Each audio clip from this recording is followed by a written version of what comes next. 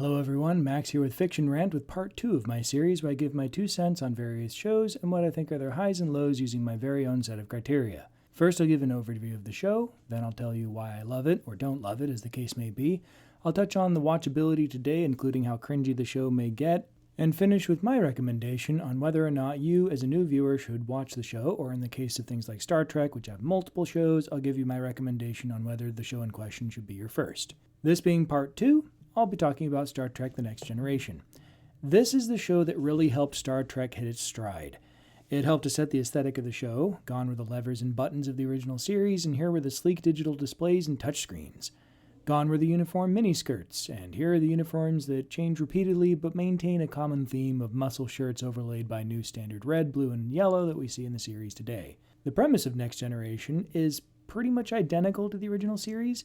The Enterprise exploring the galaxy and dealing with the problems that they encounter with their crew, including 7 central characters who get their moments to take the spotlight throughout the series, including Captain Picard, Commander Riker, Commander Data, the first sentient robot in Starfleet, Commander LaForge, the blind engineer who uses a visor to see, Doctors Crusher and Pulaski, Lieutenant Worf, the first Klingon in Starfleet, and Counselor Troy, the Betazoid empath counselor. One of the things that sets Next Generation apart from the original series is a transition into being episodic, but also somewhat serialized. I should explain that. Episodic shows are ones where you can jump in at any point and know exactly what's going on, no catch-up required. This can be anything from Jeopardy to Gilligan's Island to, often, Star Trek. Serialized shows are ones more like 24 or Lost, where if you jump in the middle, you have no idea what's going on. They're less a collection of stories and more like one really long story that takes an entire season or an entire show to tell. Next Generation does a decent job of hybridizing the two. For the most part, except where there's the odd 2-part episode or something, the show is pretty pick-up-and-go friendly, but there's a solid through line where what happened before still matters later on. A good example of this is the iconic story arc where Captain Picard is assimilated by the Borg. After he's recovered and his invasive implants are removed, it doesn't just go away. He has a whole episode later on dedicated to him going home on shore leave and having a full-on meltdown because he was so thoroughly violated and made to do awful things, and worse still, remembers everything he did while operating as a drone. I and many others love this show, of course for the themes and storylines, but I think the bigger factor is the characters.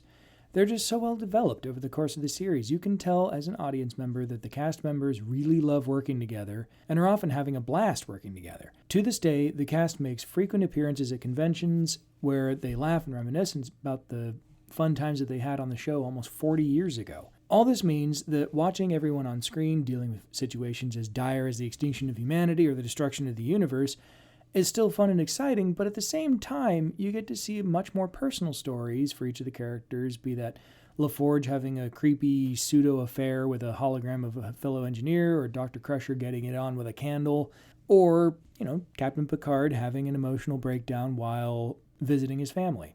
It's all great fun, though. Well, okay, it's not all great fun. There's definitely some cringe in there. Unfortunately, Next Generation is also home to the single worst episode of Star Trek ever. It has other bad episodes here and there, and plenty of episodes, but nothing tops Code of Honor. In it, the crew of the Enterprise needs to get some vaccine for a plague somewhere from a planet that is populated entirely by dark-skinned, human-looking aliens, who proceed to kidnap Security Chief Tasha Yar, and she ends up having to battle the current wife of one of the planet's leaders to the death for the privilege of being able to be married to him. This came out in 1987. What the hell were they thinking? This was so blatantly and completely offensive that there's really no excuse, at least with other groups like the Ferengi that were introduced later in the show. Their attitudes towards women are consistently viewed as backward by everybody, and the Ferengi themselves don't exclusively resemble a single real-world racial group, mostly. It's just so bad. Fortunately, there's some hilarity that comes from this episode. I found out recently that Garrett Wang, who played Harry Kim on Voyager, wasn't much of a fan of Star Trek shows as a kid, although he did like the movies. The reason why he wasn't a fan of the shows is because every time he tried to give it a shot for an entire year, the only episode playing at the time was, you guessed it, Code of Honor. The worst episode of Trek haunted the poor guy for an entire year, so he finally gave up on the series until he finally got cast for Voyager. On to watchability. Next Generation does really well in this regard. The episodic style of storytelling lends itself really well to hopping in wherever and watching an episode or two without feeling totally lost, especially in the later seasons. This is a show that really ages like wine. The first couple seasons have their share of decent episodes, but it's really from the third season onward that the show really hits its stride and shines. There's still weird bits like the entire Troy-Worf romance story arc that was just... The two had zero chemistry, okay? And Worf didn't really get his time to shine in this series, though that'll come later, so hang tight for that. Overall, though, Star Trek The Next Generation is among the best Star Trek has ever had to offer. So, do I recommend this as your first show if you're trying to dive into Trek? Sure. I think this is a good show to help you dip your toes into some good Star Trek. One recommendation, though, is that maybe you look up a list of best episodes or ask a friend who already loves Trek what their favorite episodes are, and maybe start there instead of at the beginning, because that first season in particular was kind of rough. Definitely watch the whole show, duds included, but if your tolerance for cringy and sometimes even offensive storytelling is relatively low, maybe don't start with the first season, or more specifically, episode 4. So what do you think? Is Code of Honor actually the greatest Trek has ever had to offer, in your opinion? Is TNG your favorite series?